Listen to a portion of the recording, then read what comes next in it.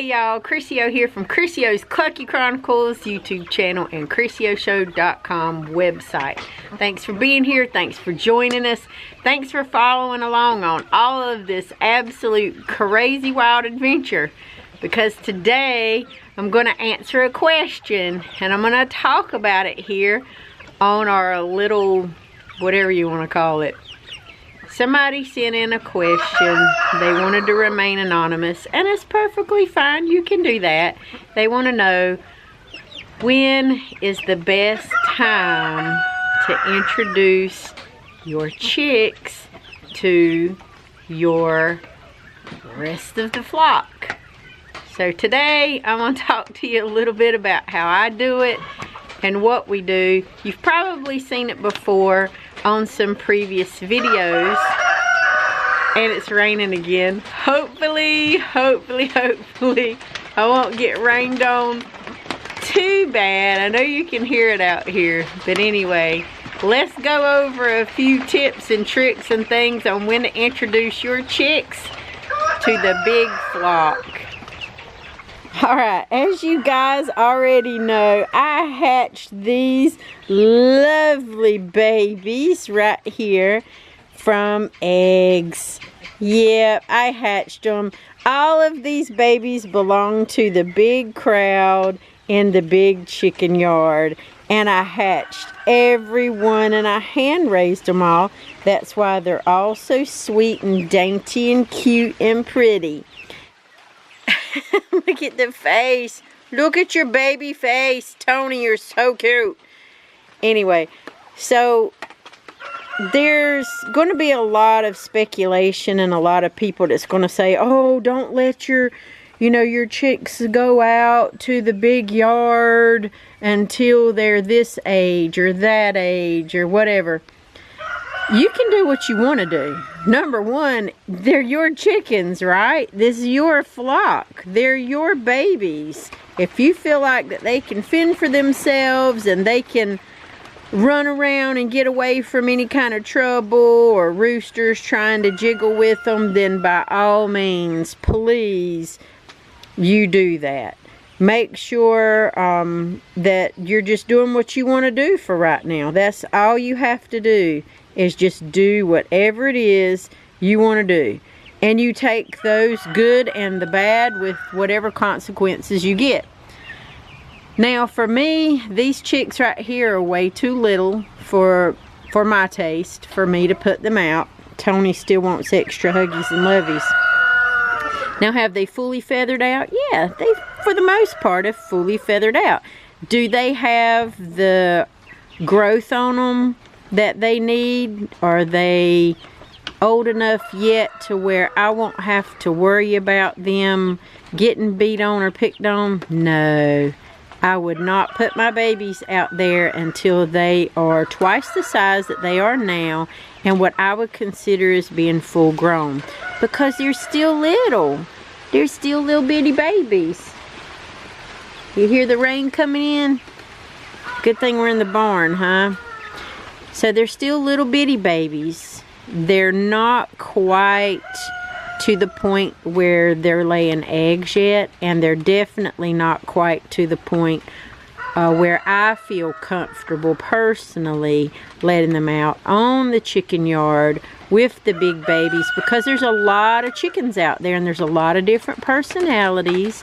There's a lot of girls and a lot of boys out there that already have their established pecking order. So putting the ones out there like Tony or, you know, Lisa or Ginger or Nosy or Phoebe or Ellie or Skylar, any of these new ones out here would completely be a disservice to my chicks. And it would be very rude to expect them to be able to function in that setting with other chickens that are bigger than they are. They're still little. They're no ways the size of a chicken yet. They still got a lot of growing to do. They've just got a lot of things that they have to work out personality-wise. They've already established their bond here amongst themselves. You can tell because they're extremely spoiled. Extremely spoiled. That's Catherine's baby, by the way. So I wouldn't do that. Now, like I said, each chicken keeper and each person that has a backyard, chicken coop, a farm, whatever, you know your birds. You know your birds, you know your babies. Yes, Tony, I know you want some more lovies. You need to be fully aware of what they're going to be able to handle, because when the time gets to the point where they need to go over there to the big yard, they need to be able to run, defend themselves, and understand that their pecking order over here don't mean jack over there in the big yard. So sure, my guys are fully feathered, but they don't have the weight on them, they don't have the height on them, and they're not no ways ready to go just yet. Wow, it's raining really, really hard out here. We've had storms off and on all afternoon, so I'm sorry if the noise gets too loud. But I'm kind of hiding in the quail barn right now because it's been pouring down out there, and I don't feel like running all the way from where I'm at the end of the farm all the way up to the house, because it's a little bit of a trek. Oh my goodness. And all the babies are coming in here like, Mommy, did you bring us some snackies? I'm sorry, I did not. Anyway, so let's talk about it a little bit. Chickens have different stages that they go through from the time that they hatch out of their little bitty baby egg, when they can no longer need the brooder or the brooder light, and they go through all of these different phases. Personally, for me, and what's safest for me and my flock and my new babies, so I don't end up with a lot of injuries, is waiting as long as I can. Now, if you don't have a place for them to wait like I do, like putting them in the quail barn, kind of makes for a tough time. Daggone! Woo! This rain is something. Let's take a peek at it real quick.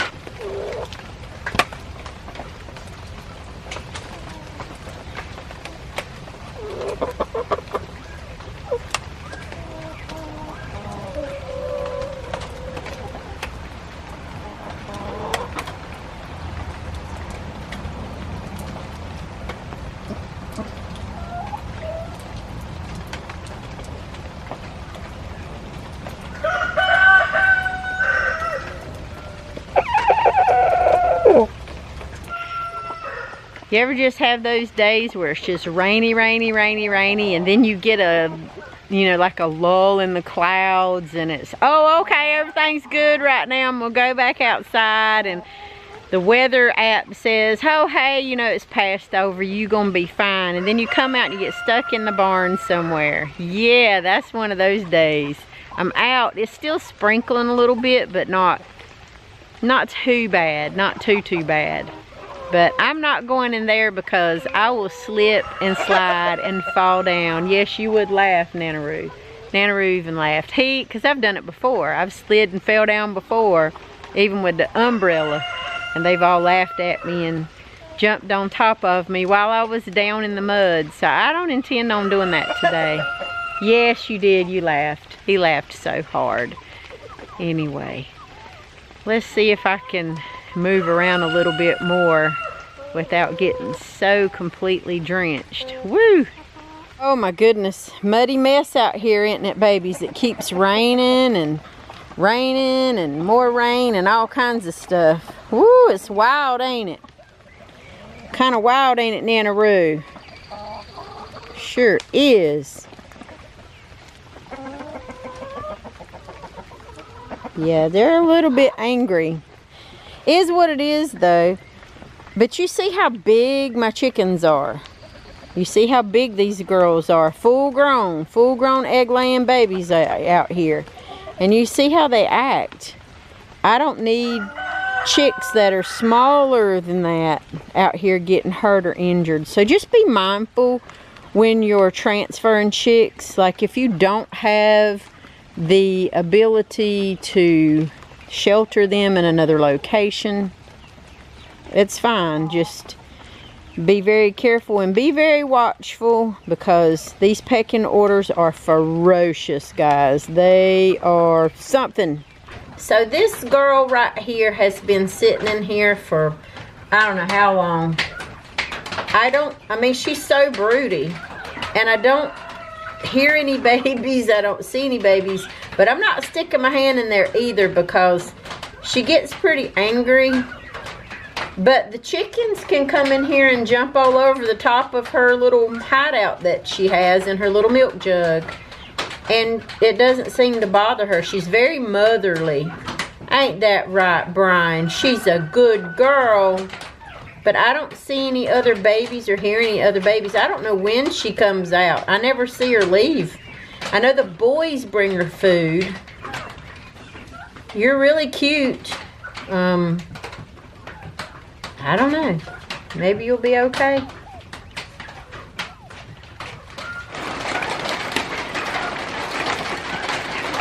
So you can see the size difference. Like here's the quail, right? Here's my quail, my bobwhite quail. They're about the size of my fist, not tightly closed, but a loose fist.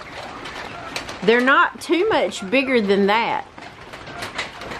So if you have a safe space to put your little teenagers, is what I call them, like I do, in a quail barn or a separate pen until they can get some weight and some height on them before you introduce them to your big yard, you should be okay.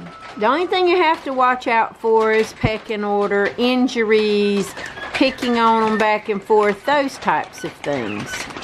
But for the most part, I don't typically have any issues. They may chase them off in the beginning or do some, you know, some silly pecking order dramatic things out on the big yard. But I also take my time in introducing them to. I have a separate pen that I use, and I will put like 4 or 5 chicks at a time in the open pen for them to go, the other ones to go get familiar with them, sniff them, kind of smell them out, kind of talk to them, let them know who's boss. Then the transition's much easier when I open the door. So we do that over a couple of days. It is raining so hard, my goodness.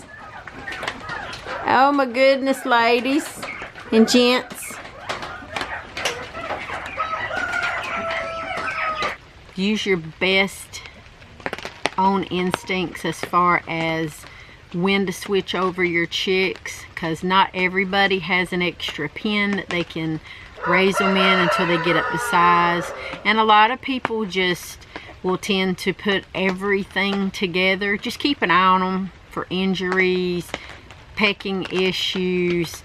Sometimes if the hens or the roos don't like a particular chicken, they will actually keep them from eating or drinking. So you want to make sure that you're doing all of the things that you can. If you free range, it's free game. I mean, it is what it is out there. If you free range, it's free game, okay? If you have the ability to move in small groups and small numbers, then do that. But for the most part, it's your best guess. Nobody has a perfect answer. We can give you scenarios and certain types of things like how we do it, but I can't tell you how to do it because I don't know your flock. I don't know your chickens. I don't know what would work best for them. So the only thing I can do is just encourage you to just be the best chicken tender you can be. So let's take a little peek at the babies one more time because they're so precious. I love them.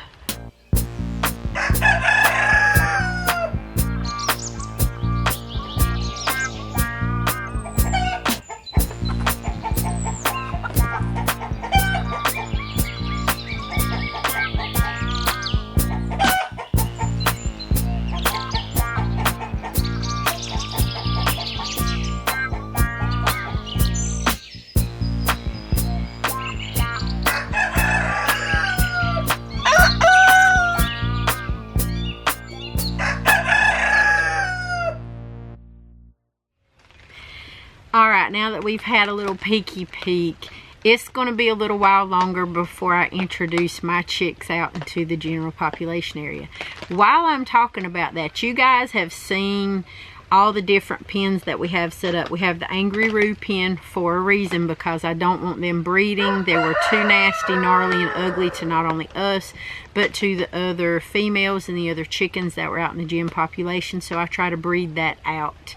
That's very important to me, to not have like all these Angry Roos, like just being angry. I know it's in there, Donna, but please, I mean, I don't want to get bit, kicked, and you know, verbally assaulted by these crazy roosters. All right, nobody wants that. Anyway, that's why they're in their separate pen. I know you've seen my ducks. They've all been in their separate pens. My quail will remain in the quail barn with the flight pen, because that's the safest for them. But with the other pens that we have, and you've seen how we've constructed them and how we moved them together and kind of placed them together, we're going to be looking into more permanent fixtures, more open yards. So stay tuned for that, because I'm going to be planning that out. We're going to be working towards that. I want my ducks and my chickens to be able to move and ebb and flow together from one pen to the next pen to the big yard, all of these things. So it's going to be interesting to see exactly what we come up with and how it works here. And like I say, I always say this, you know, I'm not going to tell you what to do. I can't tell you what to do. That would be completely wrong. But if I can give you any little hint of advice that I do for myself and it works for you, great, honey. Just keep on doing it. But if I can't, then kind of is what it is. But stay tuned. Keep a watch on all the stuff that's going to be happening coming up really, really soon with the different pens and all the things that we're going to be doing. And I got a few things that I'm going to be adding in on the podcast show, including some special guests. We have some really, really special guests that are going to be on the podcast show, and we're so excited to have them on, and I can't wait for you guys to hear that and or see it right here on the YouTube channel. While we're talking about that, I spent almost a lifetime in healthcare, right? And I had successfully run a nonprofit for a lot of years. And in that nonprofit, I worked with children, families, teenagers, adults who were on the special needs area or spectrum of autism.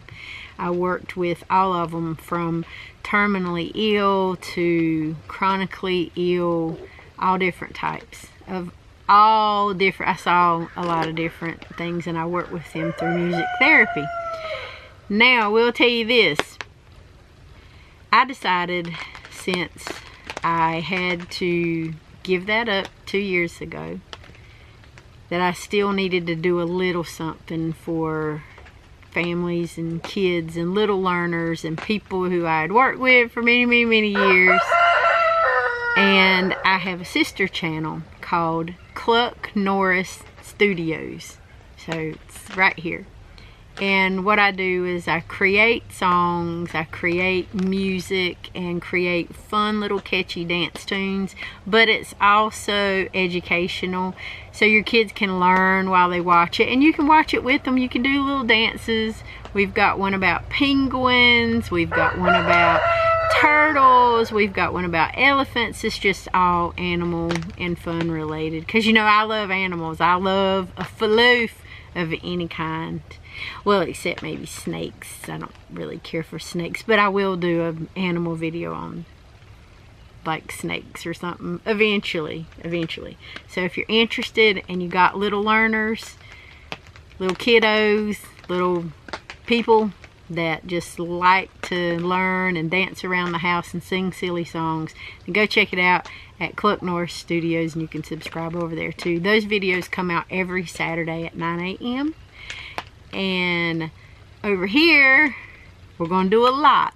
So don't forget, like, subscribe, share, all that good stuff. And when we reach 1,500 subscribers and followers here on the Chrissy O Show and Chrissy O's Clucky Chronicles on the YouTube channel here, then I'm going to do another giveaway. It's going to be a big giveaway. I'm going to be giving away to a lot of people. And what that is it's going to be a how to raise chicken guidebook. It's really small. It's not like a thick book. It's a PDF guide of how I hatch chickens and how I raise chickens.